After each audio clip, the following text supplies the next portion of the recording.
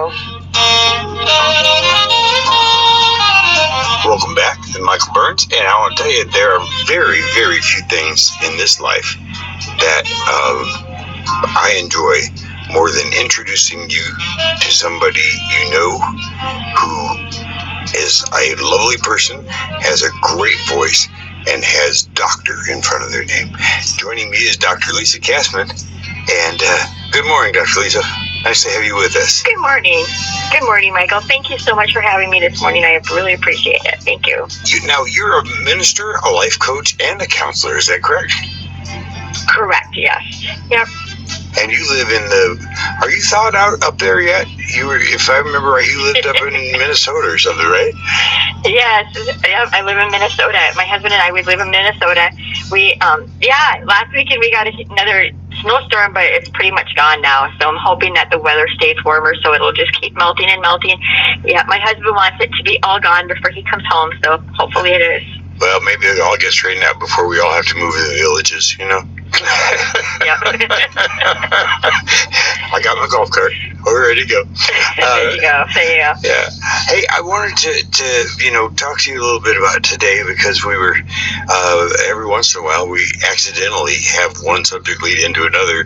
The last caller had a question to ask me about one of my smaller regrets. And as I entered my seventh decade of my life, there are some that don't fit in that category of smaller. Sometimes the regrets can hang on. Sometimes they can occupy a large part of your consciousness. You can take them down the road with you, and as you know, our drivers out there on the road, unfortunately, have a lot of time to think. And if you've got something that's really bothering you, you can turn it into a huge obstacle. Yes, that is so true. Yeah. Today we're going to talk about regrets and regrets. What is it? It's a negative reaction to a choice that you have made and one that you wish that you hadn't made or happened. And it can cause a lot of emotional, mental, and physical pain in your body and mind. There's so many times where people have done something that they wish that they hadn't done, whether it's purchasing something or doing something, whatever it is, and it can cause depression, stress, anxiety, or other health issues, which then leads to other things. But yes, it could eventually turn into hurting themselves or hurting others because of something that they have done. Mm-hmm.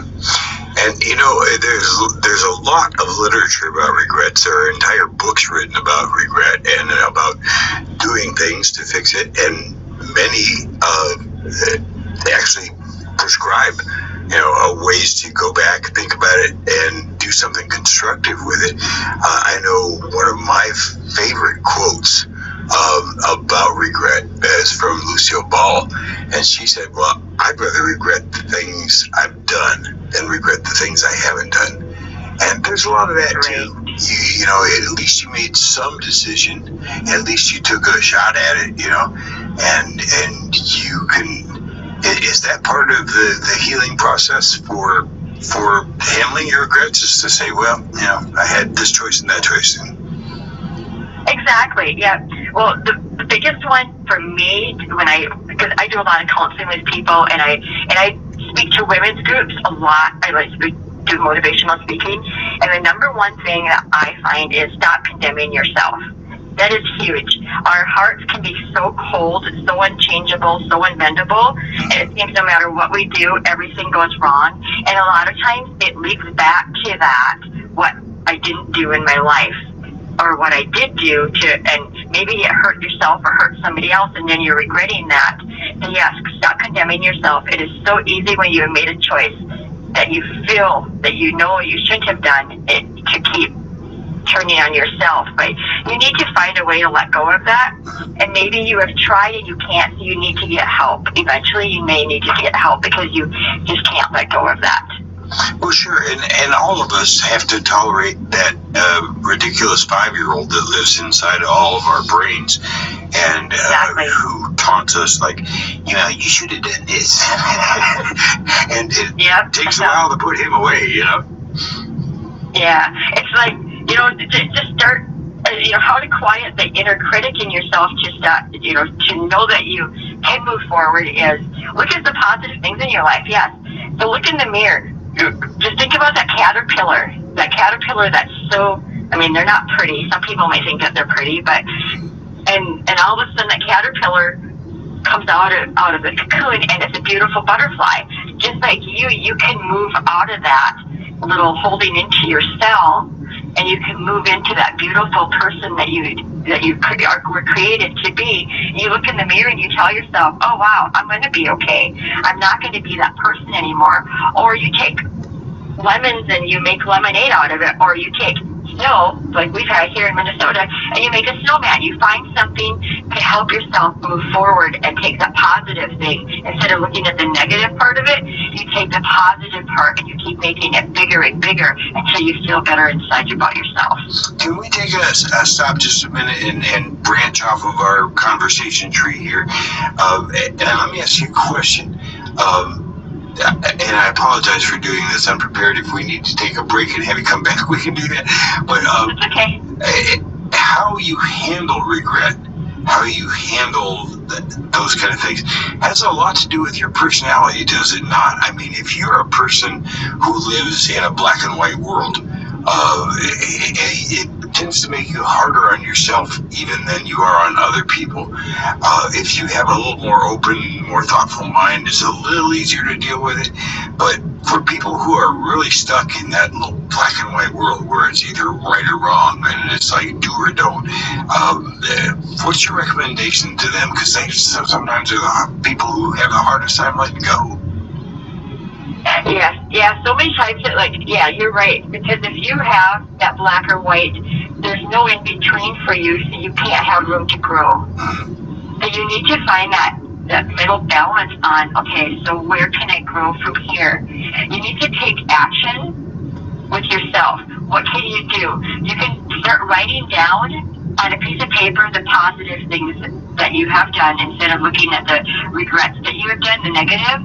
Start writing those down, and then you can let go of those responses by saying, okay, what can I do with what I just wrote down with the positive? Or look at your accomplishments. That's huge. You have done something. I'm gonna use like a truck driver, for example. Not just anybody can drive a truck. I know I could never do it. So if you're looking at something in your life that you regret, when you're driving that truck down that road, think about those people that can't do it. And you could be one of those people that is black and white, but you can find a positive thing on what you're doing out there on the road. You're bringing us our goods and every day that other people can't do. So yes, just keep looking at the positive things. Get that cold heart, that unchangeable cold heart, and for one thing, don't blame other people either. Make sure that you take responsibility for your own actions.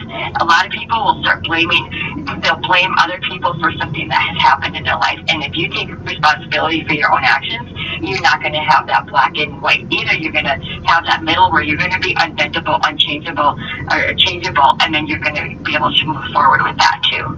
Yeah. Does that make sense?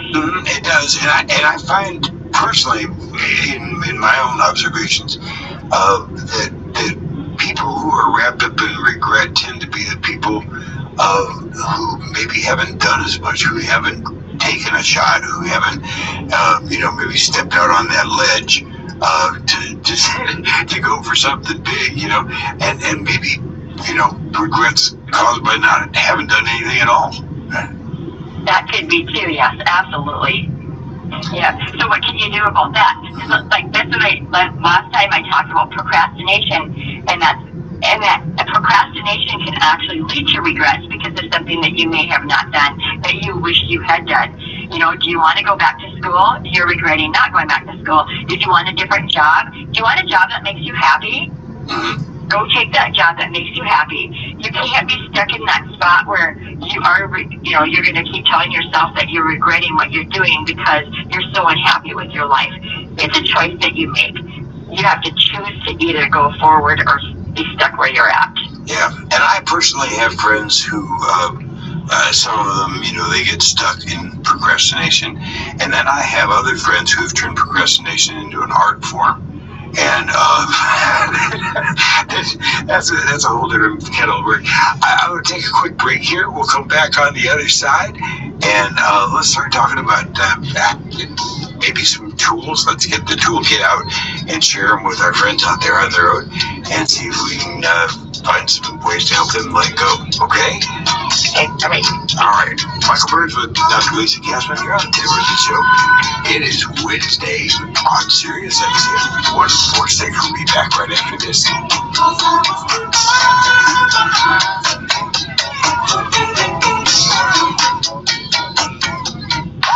When you need spindle repair or replacement, remember that Sapp Brothers Service Centers are authorized United Axle.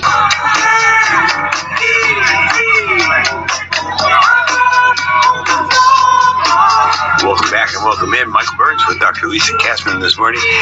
We're talking about regrets and how to deal with them and get through them and come out, complete and whole on the other side.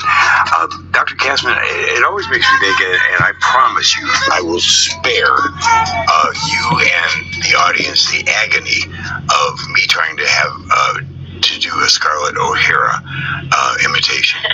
But in Gone with the Wind, she says, apologies, once postponed, become harder and harder to make and finally impossible. And I always took exception to that line because it was like, no, I don't think so. I think especially if you know anything about, the Bill W. Group, there's no impossible time to turn some of these around and actually make something constructive out of it, right?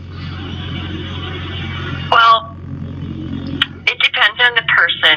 I think that you can make something constructive out of it if you know how to do it, right? Okay, I'm going to talk about one of the biggest ways that you can let go of your regrets is, we all make mistakes and choices that we may regret in life. So much that we have hurt others in the process, but we can learn to forgive ourselves and to forgive others. Forgiveness is huge with this. If you can't forgive who you are inside, you won't be able to make anything constructive out of it. You will not be able to move forward with it, but you can. It is possible. For me, it is. So how can you do that? You can accept responsibility for what you have done. Don't blame someone else. So many times that somebody else has hurt you, but that person you didn't make that choice for them. They made that choice to hurt you, right. And you can't forgive them. So therefore, you don't know how to move forward with your life. You don't know how to let go of the regrets that you've made because of the choices that they hurt you with. Right. And then make amends with that person. I'm gonna tell you a little story on forgiveness and how regrets can go a long ways. So I am on my second marriage. My husband is on his second marriage, and both of my sons have been divorced. And they could be hanging on to so much anger and bitterness. I could be hanging on to that anger and bitterness, and I could make choices that would hurt other people because of that anger and bitterness that I went through in my divorce or in his divorce. And so a couple of years ago at Christmas time, my husband and I decided that we were going to be the bigger people and we were going to invite everybody to Christmas with us. So we invited my ex-husband, his ex-wife, both of my ex-daughter-in-laws, and one of them is remarried with 3 more children, and we invited her and her husband. And they all showed up at our Christmas. And we could have made that into something really strange and bitter, but we didn't. We knew that we had to let go of our responses, and we knew that we could change that responses and those regrets that we had from our past, and we could move forward as whole new people, a whole new family dynamic, because we were able to forgive. So forgiveness is so huge if you want to move forward with your regrets. And not everybody can do it. But if you have that heart and mind, you can do it. You can make that choice to be able to let go of that and realize that regret doesn't have to stay stuck in that one spot. You can move forward with it. Right. Allow yourself to grow. That's a huge one. Is allow yourself to grow. Come to understand why you have made the choices you have, and that will help you keep doing it from the future. Because so many times it could be a repeat thing. You make a choice, and then you let go of it, and then you make that choice again because you don't know how to let go of it. So you have to find that balance of, okay, how can I let go of it so I don't make that choice again?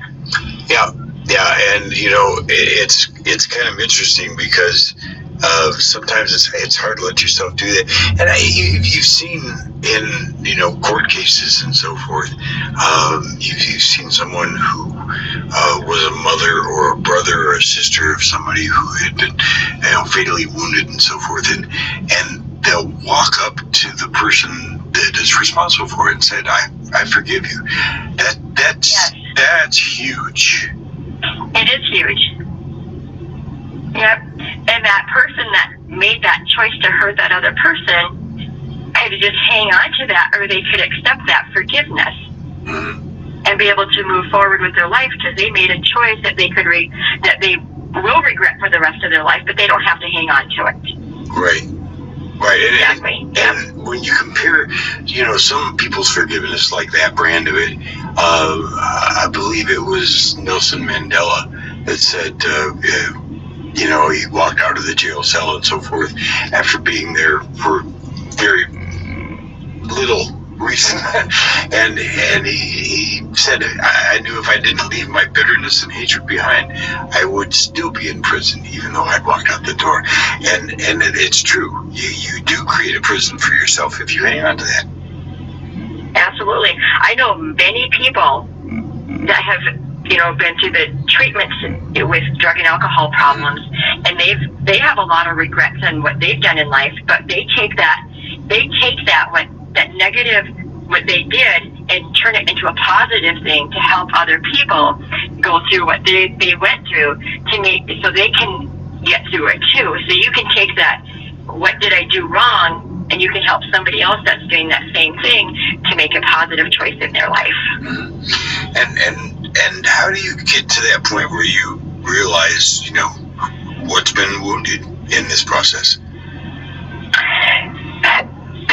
The biggest thing is, like I said, the forgiveness. But then let go of it. How can you let go of it?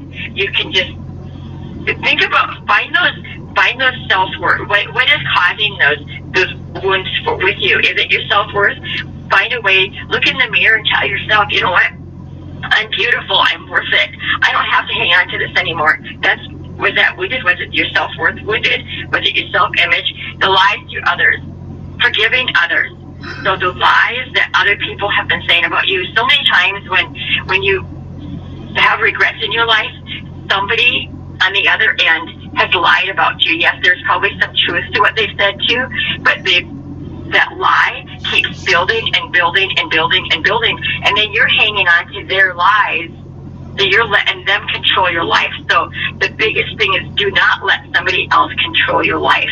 You have to let go of what they're saying about you so you can work on yourself. That controlling of somebody else, take control of your own life instead of letting them control you. And do not let somebody else, what they've said, hurt you anymore. So therefore, let go of that. Yeah. And if there's a part of you that can't do it, I actually, I've had a number of people in my life who've been through these programs and so forth. I grew up with people that, have been through the 12-step program, and how they deal with forgiveness and so forth is something completely different, but also very healthy.